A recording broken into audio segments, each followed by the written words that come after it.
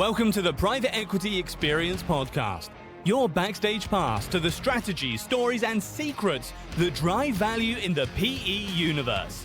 No filters, no fluff, just straight talk and expert insights to help you navigate the private equity world with confidence. And now your hosts, Ed Barton, Rory Liebhart, and Emily Sander. No, you don't. You sound like Joe Rogan, but with hair. Great. Okay. That's what I was going for. And welcome back to the Private Equity Experience podcast. I am joined by the illustrious, wavy red-haired Rory Liebhart and Ed Barton, whose hair has changed color drastically in the last 15 years that I have known this man. That ain't no lie. It's like the president of the United States. Look at that segue. Hey. Private Good equity. to be back. Private Hey. equity. Boy, lots happened we since we last got together. That's for Sure sure. has. Leader of the free world changed out, Yeah. Just It's coming. It's coming. yeah. It's not changed out yet.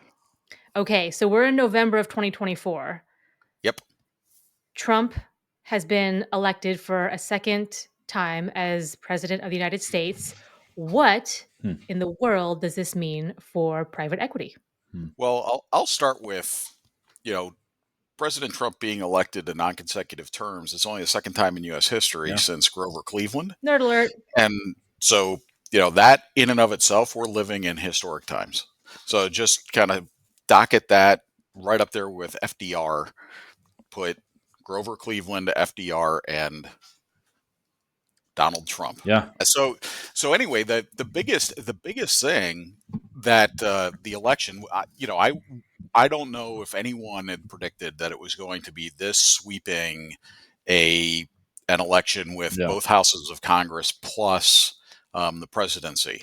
I had expected it. Certainly the market didn't, by the way it reacted the next day. No, I was pretty happy with that. Yeah. I was pretty happy with Capitalist Democrats were happy about that, for sure.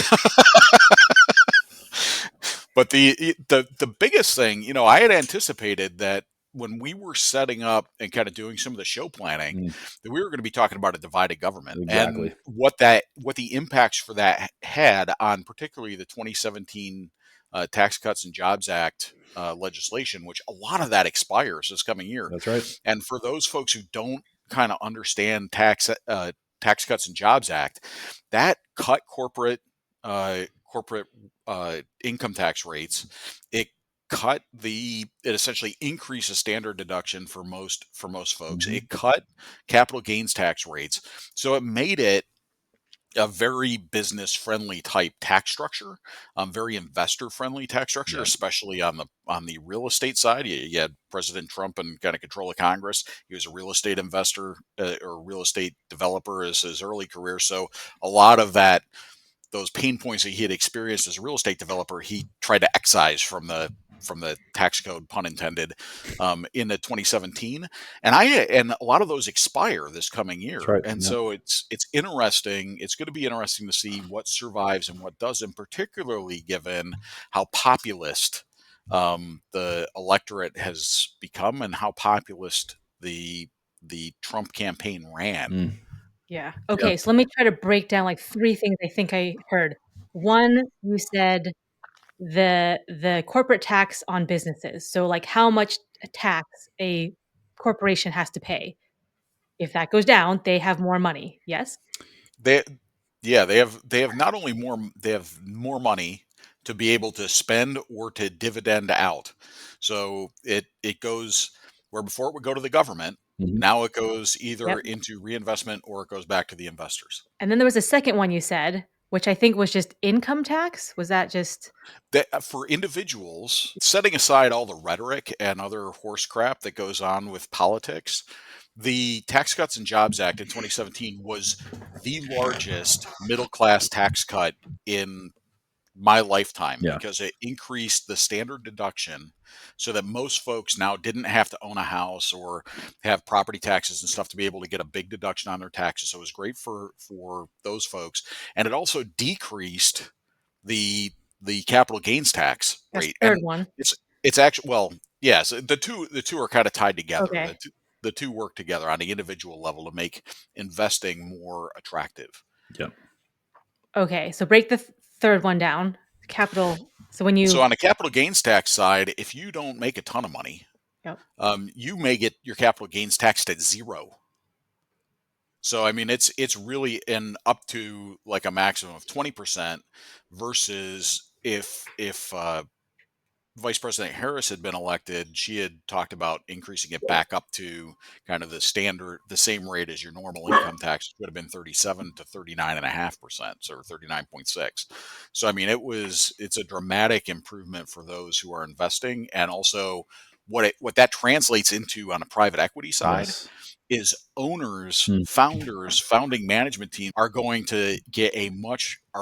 to get a much more favorable tax treatment now than they would have under the Harris administration. So Yep. they have more. If you're a founder, you've got more cash flow because you're paying less corporate tax. Yep. You have a better selling environment. Yep. For a variety of reasons, and you is the capital gains, is that for like both individual investments and others? So capital gains is at the individual level. Yep. So if it's a corporation, and I'm going to get a little wonky, but if it's a corporation, you don't get capital gains tax treatment. You just pay income Ordinary. tax. Yeah. It's all the same. Mhm. All the income's the same. But for individuals, and most founder-led companies are pass-through entities or LLCs or partnerships or S corporations, you get capital gains at the individual level, and it really helps you out. I mean, if you were selling your business Yeah. and you were going to make $10 million on the sale of your business, your tax now has gone from what was likely to be $4 million of tax down to $2 million of tax, which means you get more money in your pocket. On the other side of this, on the private equity side of this, the private equity investors are in a position where interest rates have come down. Yep.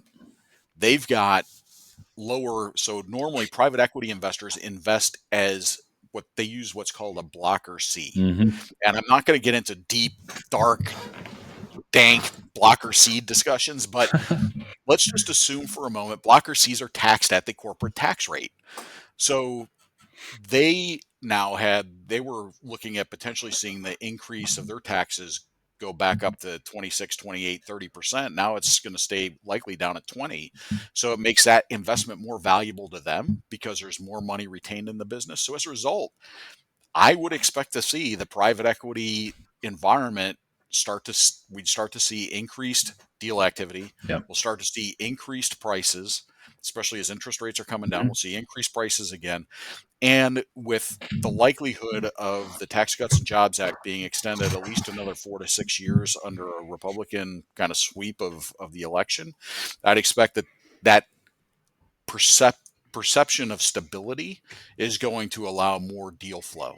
And so this is actually going to be, I think we're going to be entering into an interesting high deal flow time for private equity. Yeah, there's been a lot of, let's say, pent up, deal activity on the sidelines. So much opportunity that people were waiting around to say, okay, when is the environment going to be right to transact? And, some people were maybe thinking and things might go the other way politically. So they tried to get deals done a little bit ahead of time. I mean, I'm reading all in the headlines about, all sorts of, really wealthy executives selling tons of shares of their company because, they weren't sure exactly what was going to happen afterwards. Now, I think there's more certainty, and I think with certainty is when markets respond and activity can pick up with, as you said, that key element of stability is there. And like you said, with a interest rate environment, I think what was last cut 25 basis points again. That'll continue, and hard to see it getting as frothy as it was in say 2020 through 2022 or 2021 through 2022, but certainly there's a lot of opportunity to pick up from where it is today. And we've been talking about previously, a lot of these investments in these PE funds kind of long in the tooth. Something needs to happen, and this might have been the catalyst to start the wheels turning. Going into Q1.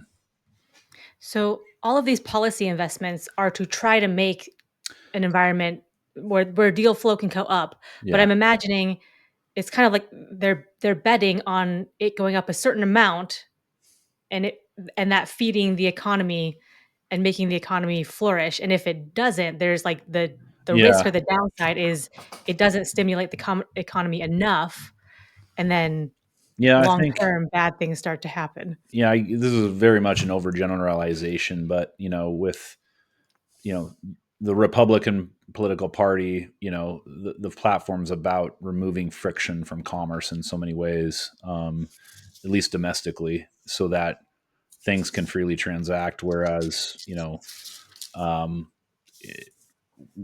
I think a lot of people view, the Democratic platform being one of gridlock in some ways. And so, typically, when regulations get removed, there's deregulation, there's less impediment to commerce. People start to get really revved up and start to move, and markets tend to respond. Now, I mean, I think you can make an argument in multiple ways on that, but that's definitely what we're seeing in this first week following that election. Ed, did you draw something? I did. So I'm going to geek out Yes. for a minute. Great. This is like a little bell curve. You see the bell curve? But with the watermark background, I like it. Yeah. When you asked your question, Emily, it was there's a economic concept called the Laffer curve, which looks like this, which essentially says at a certain point, there's a decrease in income tax will cause an increase in tax revenue. So there's an optimal point, because folks, at some point, like if you tax 100%, people go, screw it, I'm not going to work, and they don't work. If you tax 0%, you're going to get no revenue. And so there's this concept called the Laffer curve, which some folks who are less economically inclined kind of dismiss.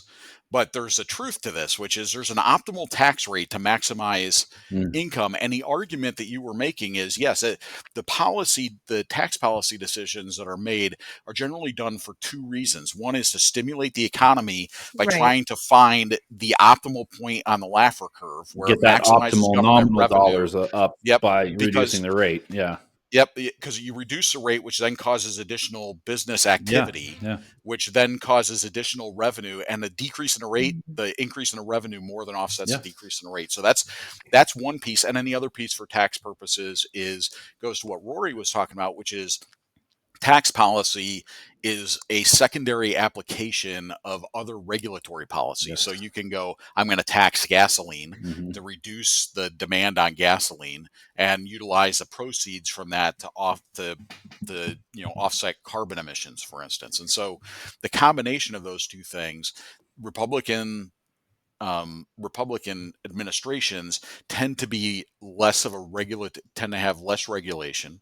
They tend to use tax policy less, as again historically. I'm not necessarily sure that's going to be the case here, but historically they've used tax policy less to kind of drive regulatory outcomes, and they've tried to optimize that Laffer curve. And Democratic policymakers have tended to look at the social costs as opposed to just financial costs, and have tended to have a higher regulatory environment, which tends to be more cost to business. I feel like the Laffer curve should have a joke attached to it. It needs to be a funny curve. Smile. Turn that curve upside down. Oh my God. So we're in a pit. So if we think about some of the phases of the private equity experience we've talked about, like the enter, the operate phase, and the exit phase. I mean, if you're a founder in one of those phases, if you're a PE firm in one of those phases, and now you have this new political environment with different regulations and different things that are happening in the market, like how do you do something differently? Do you adjust? Do you accelerate things? Do you slow down? Okay. Oh boy. So I'll start, but I got to give Rory a chance to talk. But I told you I was going to launch like an Elon Musk rocket as soon as this thing went. We're on a roll. Keep going. So I'm learning myself really, here. For the most part, kind of ceteris paribus, all things being equal, businesses are going to generally do better in a business-friendly environment. Now, there's other social costs and other offsetting costs. So again, it's not like everything wins. It depends. is you have private equity investors, you have startups, you have businesses that have focused in some of those key regulatory areas that were Mm, invested in deliberately as part of the Inflation Reduction Act and the yep. Green New Deal type legislation and investments, where if that gets cut, those investments, those private equity investments are going to underperform. Those companies are going to underperform. And if you were kind of betting on a Harris administration or a second term of a Biden administration, and that was your business thesis, you or your private equity partner maybe in a case where you've got to pivot your strategy because some of those tax policies, regulatory policies, and kind of the environment is not going to be offset. Hmm. So, Yeah. as an example, I know it depends, but one scenario might be if a company was kind of on the edge, kind of on the fence, we could sell now, like we could go, do the whole, um, not the rodeo, but kind of like on tour with the pitch deck and going out to try to find buyers. But maybe we wait a little bit. Does this now accelerate it? Where okay, we do have a window Yeah. where it's tax advantaged, it's conducive to what we're trying to do. Everything's working in our favor, so maybe that tips it over the edge on timing. Yeah, it could. I mean, again, it does depend, but I mean, certain industries, may have may have previously had some more question marks around them. Always financial services. I think last big regulation change that I would remember was back in 2010, Dodd-Frank Act and banking and all that, and that added a heck of a lot of regulation to Mhm. financial services industry. So now, I think having spoken with folks ahead of the election, I think there was concern about financial governance being even more regulated than what it is today. So therefore, people might have been waiting and seeing what happens. Now, I think there's a strong view that at least for the next 4 years plus, that stuff kind of could get kicked down the road. And so, yeah, maybe if you were on the sidelines, now you can exercise some options, so to speak, to see if you can go get a deal done when maybe you wouldn't have been able to get the kind of valuation you thought was reflective of the intrinsic value of your business because of this pending potential legislation or regulation, things like that. I mean, that's just one example. I mean, think about a mining or, a different kind of sector that, involves, dealing with nature, let's say, like there's some potential um, question marks that are no longer there, perhaps because with a Trump administration coming in, they've made it very clear that they're all about Drill, baby, drill drill. baby drill, frack baby frack, let's go. So it kind of depends on the industry and so forth. If you're a founder, you're kind of like looking at it both ways. Hey, I can maybe liquidate my business. Maybe I'm ready to sell. But then when I do get proceeds, I'm in a more advantaged position with net cash flow due to the potential tax implications from that Ed talked Yeah. about earlier. So it's kind of a Well, double. You talk about double whammies. This could possibly be a double positive in some ways. it's kind of interesting because you said like 4+ years, but because Trump has been president before, he has 4 years and that's it, right? That's Yeah, That's you cannot true. Yeah. you Yeah. can't pull an constitutionally, he FDR. can't run again. Yeah, so he's got that's Statistically interesting. speaking, incumbents. Well, yeah, you're right. It is only 4 more years, but He has one term. I mean, yeah. like he Yeah, has the 4 years. timing though is interesting in Yeah. that the policy impacts, because the last time he was Yeah. sitting here and basically it was a 7-year 8-year run, and they said, okay, we're going to let basically run this Tax Cuts and Jobs Act out for 8 years. Mm. And then I think everybody anticipated or at least not everybody, but I'm certain a number of folks anticipated there'll be a change of administration in at a minimum of 8 years, and we'll be able to fix this or change it.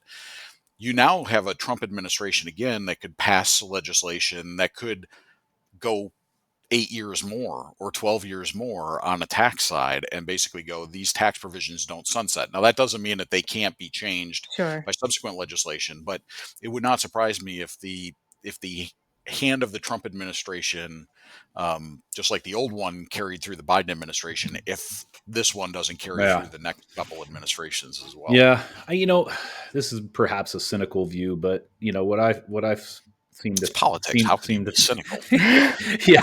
I'm like, why did I agree to do a politics podcast on this one? But it is relevant. I would just say this, like, I think action and market movement has a lot to do with perception and sentiment rather than actual happenstance. So, like, in other words, stuff we're talking about may be happening. I don't think it's all going to be done in an executive order January 7th this year or whatever inauguration day is, whatever. But it's the perception of what the future road looks like for people that are there to make decisions about their business or their commerce. And so I think people are maybe more inclined to, let's just say, take some risk perhaps in this environment than maybe they would have been in a different administration. It's just like I said, it's about what people think and feel, whether it's real or not. And that's always the case with markets, I think. How much of that perception is already baked into the market right now? Now I'd say it is. I mean, a week removed, but certainly, I mean, just how much things popped the day or two after. And again, the market is very rational for the most part, just in terms of supply demand. But I don't think it was all baked in until after the election. That's for sure. No. We know that. Yeah. I think the other piece that good question, yeah, that folks, kind of to Rory's point, I think the stuff we've talked about already is baked in. Yes. What I don't think is baked in, and what I think is in the kitchen getting spun up. It's getting par baked. It's what are the impacts? What's the breadth and impacts of potential tariffs? That's a big one. How does that impact supply chains in the U.S., which then have downstream impacts for manufacturers and retailers, international, pretty much anybody else in the U.S. So you've got the impacts of tariffs, which has been a cornerstone of President Trump's proposed tax policy and trade policy. And then the second is, what impacts will the potential and what's the effectiveness of a potential deportation of those two exactly. of non-documented / illegal, depending on which side of the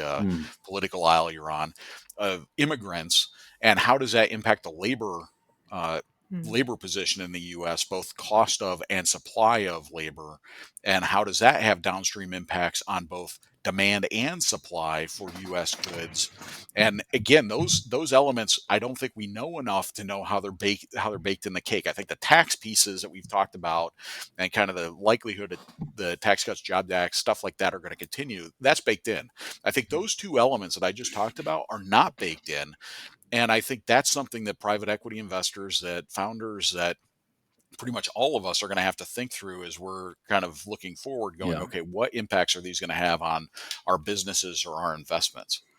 Yeah, and I mean, we all have been in multinational corporations, and I mean, I remember it was back in like 2010 timeframe where Ireland, so like Dublin, had these massive tax advantages. So a lot of people moved their headquarters to Dublin just to get that. So there's like these things where they can swing the whole structure of a company, or at least the tax footprint of a company, based on these policies and regulations.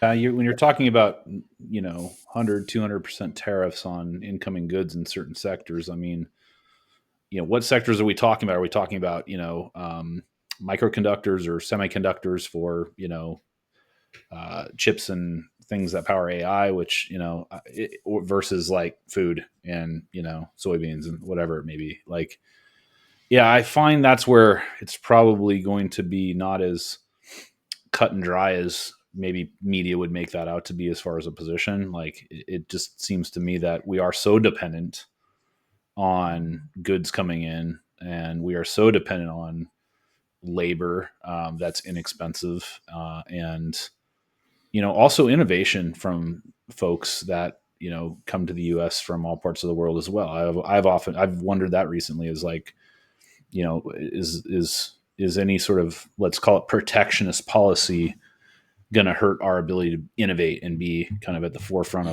of the world in terms of technology and other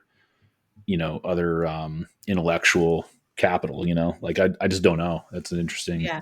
Well, it's interesting because we've seen a Trump administration before. Granted, it was 4 years ago, Yeah. and so I'm sure people are saying, okay, we generally think we know what he's about, and then we have these open switches that we've talked about here. So, like, what should we be looking for? Like, okay, when a decision comes down on this, that will definitely swing things here. What types of things should we keep an eye out for? Well, I would say certainly, appointees in certain parts of the cabinet would come to mind for me. I think whether the appointees are, let's just say people fit to be in those roles makes a big difference, and that's one thing we'll see right out the gate with, it's not like this stuff has in most cases has a lot of pushback from Congress. It's like who gets appointed by the president is in those roles, So I think that'll have a lot to do with it out the gate. Yeah, one of the biggest elements that I think people generally don't understand well is how much power, and this goes to Rory's point, the executive branch has to develop regulation. Yeah. So the regulatory environment is largely not Congress. Congress kind of passes these broad bills that say, regulate pollution, Yeah. and then the head of the EPA Hmm. and his, in this case, is because it looks like it's Lee Zeldin that's being appointed to the head of the EPA. They develop a regulatory framework to be able to meet Congress's intent. Now, over the last, and it's funny because it's one of those be careful for what you wish for things. Over the last 30 years or so, there was this concept called Chevron deference, which basically said if the regulatory, if that like the EPA said this is how the regulation is supposed to be interpreted, courts would defer to that. Now the Supreme Court, so they, if they said, well, that means that includes carbon, they defer to it including carbon. If they said it doesn't include carbon, they defer to it not including carbon. The Supreme Court, and largely based upon appointees from Presidents Bush and Trump, overturned Chevron deference last year, which now kind of throws some of those regulatory interpretations back to the courts. And so historically, Trump putting someone like Lee Zeldin in, Lee Zeldin could really gut the EPA, for instance, and the regulations. Now, there may be folks who go, no, that wasn't Congress's intent. I'm going to sue to maintain those regulations. Now, you're going to get standing issues and stuff like that. But it's the appointees have a lot of power to gut that regulatory environment or frame that regulatory environment to support the administration's policies. And that's, environmental policy, that's trade policy, immigration Consumer policy, finance, pretty much everything. all Yes, that. consumer finance, CFPB, pretty much anything. Yeah. So it sounds like the appointee before they kind of had not free reign, but they were where the buck stopped in terms of interpreting the intent of Congress. And now that has switched to the Supreme Court, Yeah, where there's a mechanism by which you can say, no, I don't think that's. Yeah, there's an Administrative Procedures Act that requires hearings and stuff like that. But at the end of the day, there was a lot of latitude, and that latitude has been somewhat removed from the regulators. Who are you mentioned some of them, but who are the key appointees we should be watching for that affect private equity space most? Secretary of the Treasury. Yeah. Yeah. Sure. Secretary of the Treasury, Secretary, and then you've got your SEC appointees. And when the president flips, there's a lot of bipartisan commissions. So like the SEC, the Federal Reserve, that they get kind of a +1 majority for the president's appointees. So some of these appointees will flip. National Labor Relations Board is going to be an important one. So NLRB, the EPA, the Consumer Financial Protections Bureau.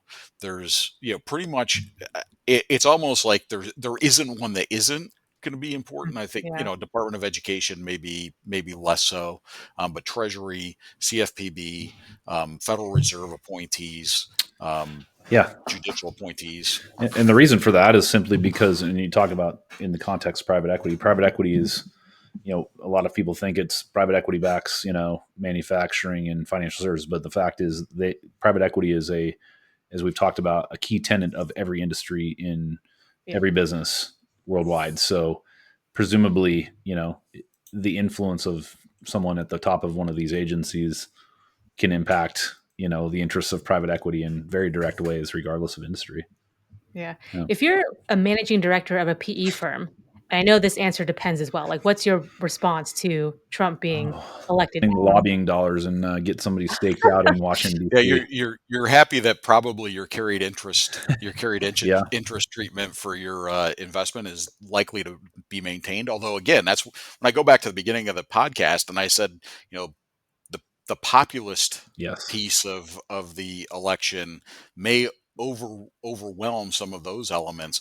I'll give the example when we talk about the private equity fees, the 2% that goes over to the private equity firm, kind of this 2 and 20 concept, the 2% gets treated as basically as ordinary income. Yep. The 20% gets treated as what they call carried interest, and you get capital gains treatment. So on Mm. one hand, if I was a MD at a private equity firm, I'm like, good, my capital gains rates stay low and my carried interest, I get more, it's likely that that's going to continue. But I would not be surprised if as a little bit of Robespierre move in the Congress, if they don't go, Diving deep into the gonna annals. Yes. yeah, we're gonna take some of these PE and venture folks, especially the ones that were so supportive of again, some of those were more supportive of Harris than they were of Trump on the donation side, and we're going to put that carried interest on the table as a way to raise revenue Mm. to offset some of the other tax cuts that we might want to give to other folks. So I think it does depend, but that's a big one for if you're a PE managing director, Yeah. like Yeah. hitting your pocketbook. That's a big one. Is So how wait. carried interest gets treated. So wait, they would take that away? Oh yeah, and treat it as ordinary income. So it's Oh. like we were talking about. It's the difference between 20% and 30 some odd percent. Yeah, 30, Tax. 30, 37 37. is Yeah. likely. Yeah. That's the top rate right now. Big time. Oh It's my almost gosh. half. Okay. Yeah. Okay. What else should we be thinking about? New president comes in. And anytime a new president comes in, their policies will shape the market and environment that PE firms and other companies have to Yeah, make decisions in. the other piece Honestly, well, to yeah. keep in mind is it tends to be a longer cycle than most people think. So Yeah. President Trump shows up January 20th.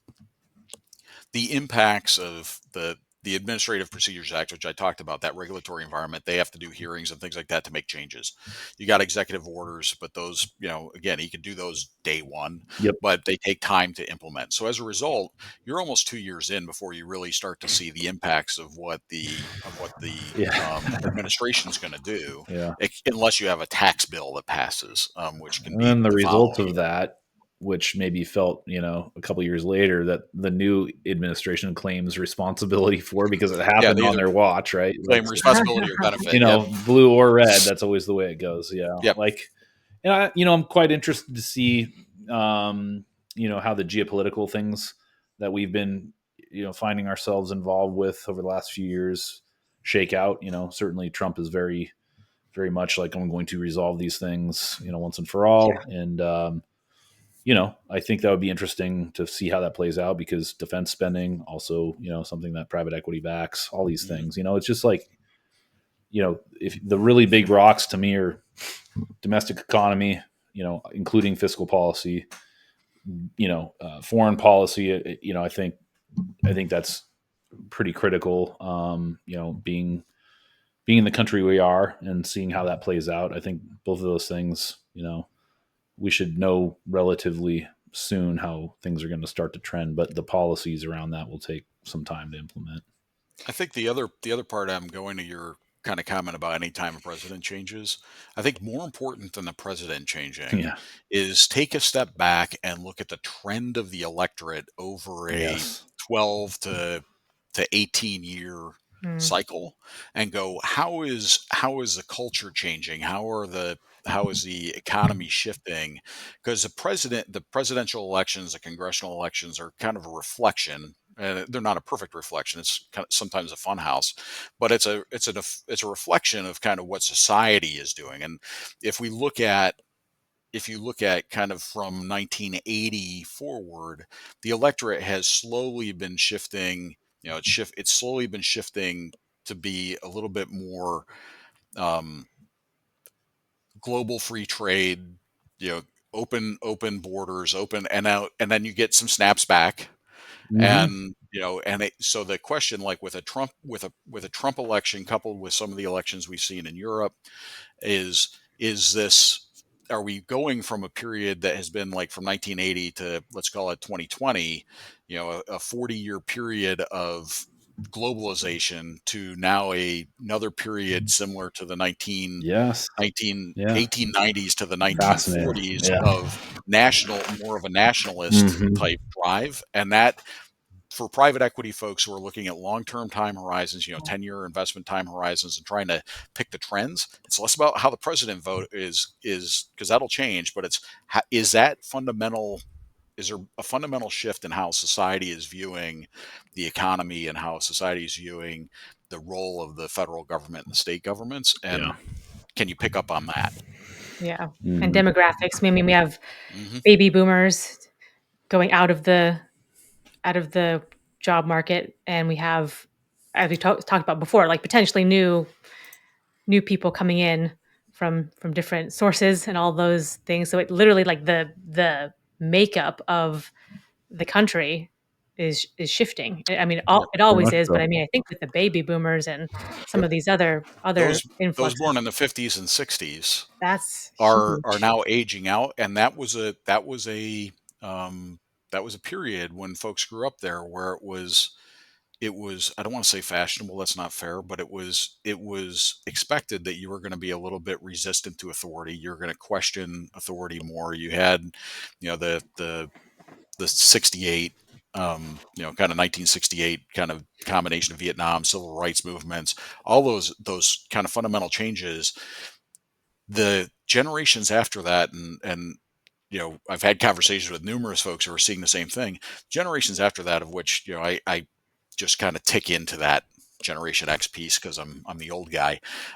They tend to be more conservative generally, and millennials are a little less conservative, but then the new Gen Y, Gen Z tend to be even more conservative. And so it's, again, I think we may be, I'm not sure what all that means, but like you said, demographics and baby boomers aging out is going to have. My last question for you would be, what would be a surprise, but definitely possible? Was like, ooh, like, didn't expect that. That's a dark horse, but okay, now that's in play. Again, cynical Rory here. I think surprising but possible would be that, new administration kind of delivers on its platform that it's been talking about, like, I think I'm a capitalist, right? A lot of those policies are very pro-capitalist. So if those all come to be, we as capitalists, have the potential to see a lot of benefit. There are associated costs with those things, as Ed said, which is correct. But like I think it's possible that things could play out as stated, but I'd be surprised if it played out as exactly that way. Yeah, I would agree with that. I think my possible or surprised but possible would be the Trump administration antagonizes China to the point where China Oh, actually makes a move on Taiwan, which impacts the semiconductors There and you go. Yeah. other supply chain issues. Mm-hmm. Or you see something similar with North Korea, where again it drags China into conflict with the U.S. China's got is got an economy that's kind of struggling right now. Struggling economies tend to create some level of instability with the government, and that's something that the Chinese government is not going to be willing to tolerate. So it would not surprise me. I'd be surprised, but I would not be shocked, and I think it's possible to see a U.S.-China type conflict, whether that's hot or frigidly cold over the next Yeah. 4 years. And that kind of speaks to what we were talking about earlier about making sure the right people are in the administration surrounding yes. the president. And, I've heard some names bandied about a Secretary of State appointees and things like that. That's a big one. So yeah, that's a really good one, Ed. You're spot on. That's yeah. All right. So those are the things or some things to look for. And we'll certainly be discussing this again and again as developments Oh yeah, come up and news stories and appointments and different geopolitical events happen. But we'll call it a wrap for that one. But we're now in kind of on our way to a second Trump administration, not consecutive, but a second one. And we will see what unfolds from here. Thanks, Ed. we Thanks, sure Rory. will. Yeah, thank you. Thanks.